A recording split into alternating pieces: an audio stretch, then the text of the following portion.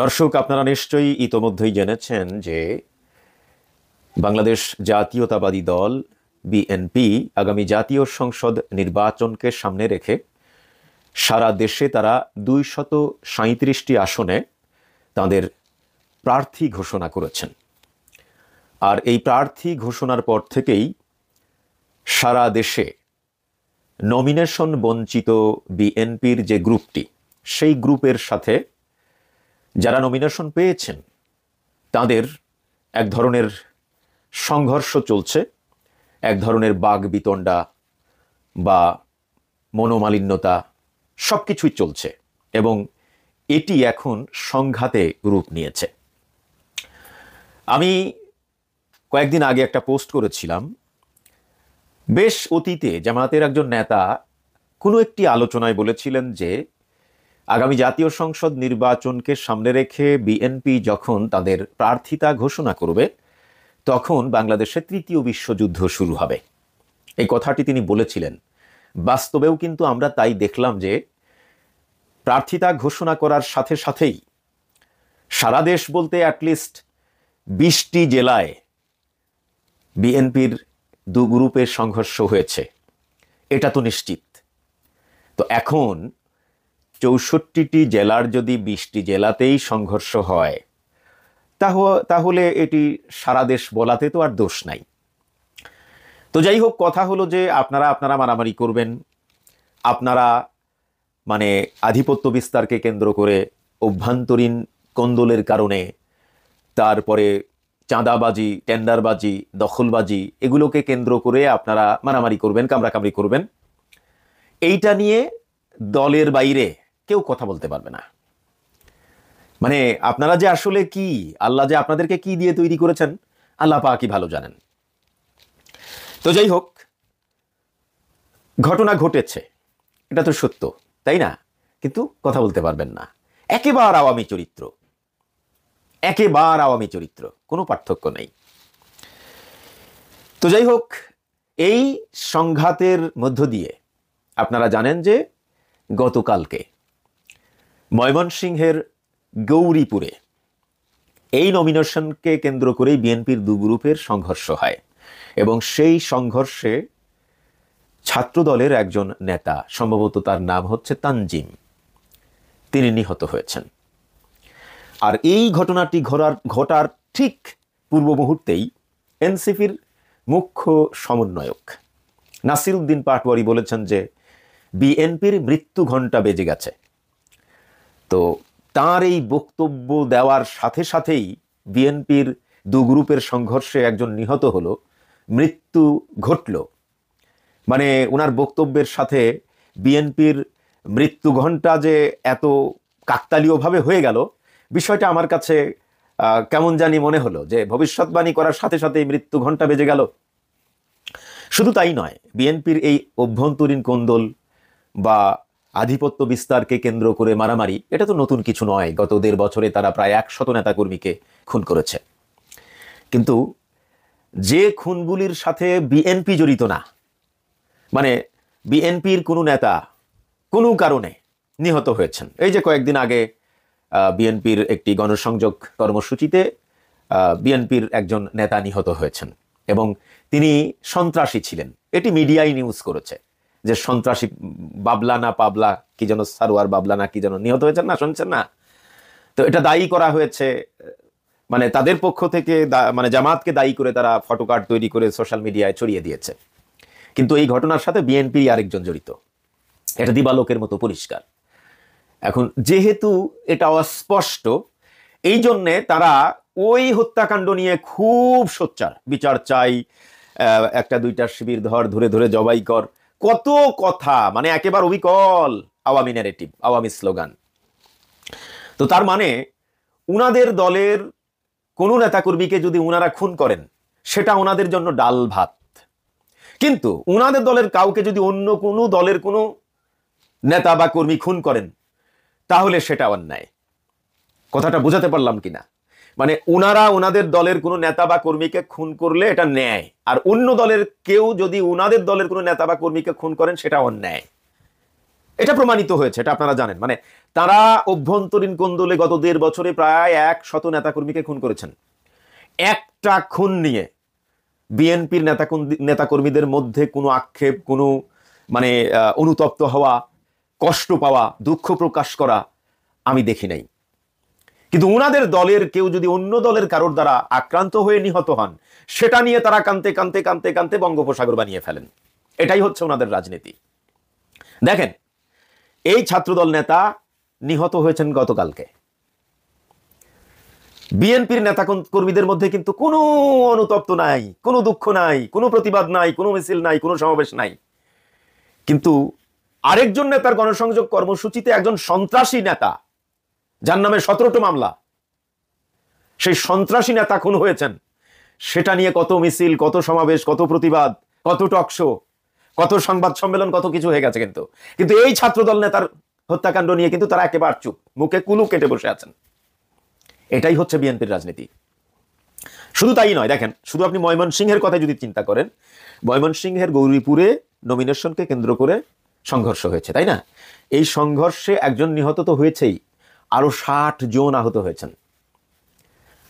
আমি জানি না, যখন আমি ভিডিওটা রেকর্ড করছি এখন পর্যন্ত বিএনপির কোনো নেতা নিহত ছাত্রদলের নেতার পরিবারের সাথে দেখা করতে যায়নি, সমবেদনা জানাতে যায়নি। বিএনপির কোনো নেতাকে আমি দেখি নাই। কিন্তু অন্য দলের একজন নেতা তারেক, আমজনতা দলের নেতা তারেক, তিনি বলা যায় প্রায় 3 দিন নির্বাচন কমিশন অফিসের সামনে তার দলের নিবন্ধনের দাবিতে তিনি অনশন করতেছেন। সেখানে বিএনপির কয়জন নেতা গেছেন আমি জানি না, আমার ধারণা অন্তত এক হালি নেতা, বিএনপির এক হালি নেতা তারেকের খোঁজ খবর নেওয়ার জন্য কিন্তু গেছেন। ছোটখাটো নেতা যান নাই, রিজভী সাহেব গিয়েছেন, সাদেক হোসেন খোকার ছেলে তিনি গিয়েছেন। সর্বশেষ বিএনপির যিনি বর্তমান বাংলাদেশে নেতৃত্ব দিচ্ছেন সব জায়গায়, ঐক্যমত্য কমিশনে, তারপরে প্রধান উপদেষ্টার সাথে সাক্ষাৎকারী দলের নেতৃত্ব দেওয়া, বিএনপির নেতৃত্ব দেওয়া, হ্যাঁ, তারপরে বিভিন্ন মিটিং, গুরুত্বপূর্ণ যত বিএনপির মিটিং আছে সব জায়গায় নেতৃত্ব দিচ্ছেন সেই সালাউদ্দিন সাহেব। সেই সালাউদ্দিন সাহেবও গিয়েছেন তারেকের খোঁজ খবর নেওয়ার জন্য। বিষয়টা বোঝার চেষ্টা করেন। ছাত্র দলের একজন নেতা নিহত হয়েছেন, প্রায় 60 জন বিএনপির নেতাকর্মী নিহত হয়েছেন। বিএনপির কেন্দ্রীয় কোনো নেতা তাদের খোঁজ খবর নেওয়ার জন্য, তাদের প্রতি সমবেদনা জানানোর জন্য যান নাই। কিন্তু তারেকের কাছে গিয়েছেন 4 জন হেভিওয়েট নেতা। বোঝার চেষ্টা করেন, তারেক কি মারা গেছে? না, মারা যায়নি। হ্যাঁ, তারেক অনশন করতেছেন, অসুস্থ হয়ে পড়েছেন। তো রিজভী সাহেব তো গিয়েছেনই। এরপরেও কেন সাদেক হোসেন খোকা সাহেবের ছেলে যাওয়ার দরকার? এরপরেও কেন সালাউদ্দিন আহমেদ সাহেবেরই সেখানে যাওয়া দরকার? বিএনপির একজন প্রতিনিধি তো গিয়েছেনই। তো এতগুলো মানুষ, এতগুলো নেতা, আপনারা তারেকের খোঁজ খবর নিতে পারলেন, কিন্তু নিহত ছাত্র দলের নেতার পরিবারের সাথে দেখা করার সময় হলো না আপনাদের? একটা দিন পার হয়ে যাওয়ার পরেও, এরপরেও আপনারা বিএনপি করেন, এরপরেও আপনারা যুবদল করেন, এরপরেও আপনারা ছাত্র দল করেন। এটা আপনার একান্তই ব্যক্তিগত ব্যাপার। যে দল আপনার পরিবারের কেউ নিহত হলে খোঁজ খবর নিতে আসে না, সমবেদনা জানাতে আসে না, আপনি সেই দল করেন। ভেরি গুড, করে যান, চালিয়ে যান, কোনো সমস্যা নাই। এখন আপনারা বলবেন যে ভাই তারেকের বিষয়ে তাহলে কিছু বলেন। আসলে প্রসঙ্গটা যে কেমনে আসলো আমি জানি না, আমি তারেককে নিয়ে কথা বলতে চাইনি।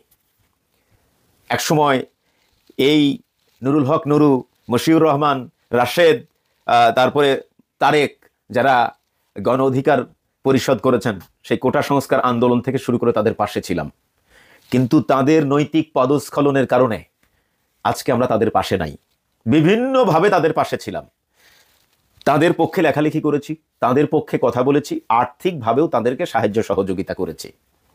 কিন্তু সেগুলো তারা বেমালুম ভুলে গেছে। তাদের নৈতিক পদস্খলনের কারণে তাদের পক্ষে আমরা এখন আর কথা বলি না।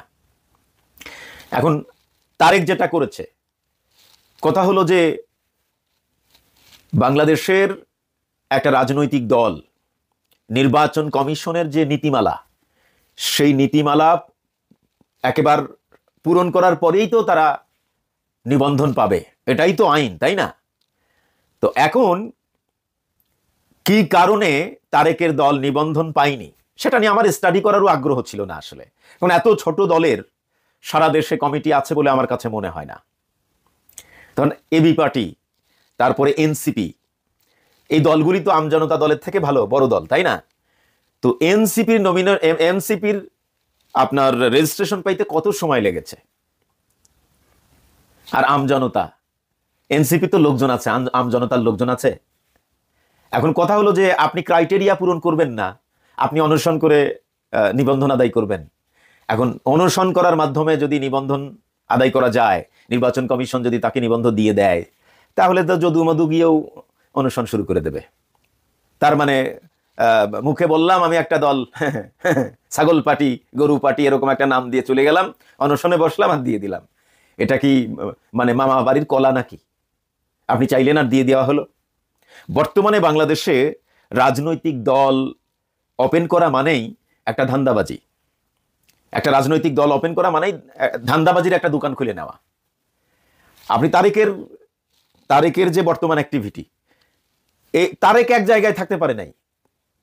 আপনি দেখেন কতটা স্ট্যান্ডবাজি সে করেছে, তার স্ট্যান্ডবাজি প্রমাণ করে যে সে নিশ্চয়ই কারো না কারোর কাছ থেকে টাকা পয়সা নিয়ে বিক্রি হয়ে গেছে। তো তার প্রতি আপনি দেখেন, তাকে নিয়ে আমরা যারা অনলাইনে কথাবার্তা বলি, সত্যের পক্ষে কথা বলি, তাকে নিয়ে কয়জন লোক স্ট্যাটাস লিখেছে তার পক্ষে দুইটা কথা কয়জন বলেছে, কেন বলে নাই? কথা হলো যে আপনি যখন ধান্দাবাজির দোকান খুলবেন, আপনি যখন নৈতিকতার জায়গায় থাকবেন না, আপনি আপনার নিজের বলা কথার পক্ষে থাকবেন না, তখন তো আপনার পক্ষে কেউ থাকবে না। এটাই স্বাভাবিক, সঙ্গত কারণে আমরা তার পক্ষে একটা কথাও লিখি নাই। তো এখন তারপরেও ধরে নেন যে তারেক একজন রাজনীতিবিদ, তার বুদ্ধি থাক বা না থাক, শিক্ষিত হোক অশিক্ষিত হোক, ইট ডাজন্ট ম্যাটার, তাই না? তো বিএনপির একজন নেতা গেলেই তো হতো, চারজন নেতার যাওয়ার কি দরকার ছিল? এত গুরুত্ব আপনারা দিয়েছেন তারেককে, অথচ আপনার দলের নেতাকে আপনারাই খুন করেছেন। সেই পরিবারটা কেমন আছে খোঁজ নেন নাই। সেই পরিবারটা কেমন আছে, যে পরিবারের লোকজন আহত হয়েছে, তারা কেমন আছে, একবারও খোঁজ নিতে যান নাই।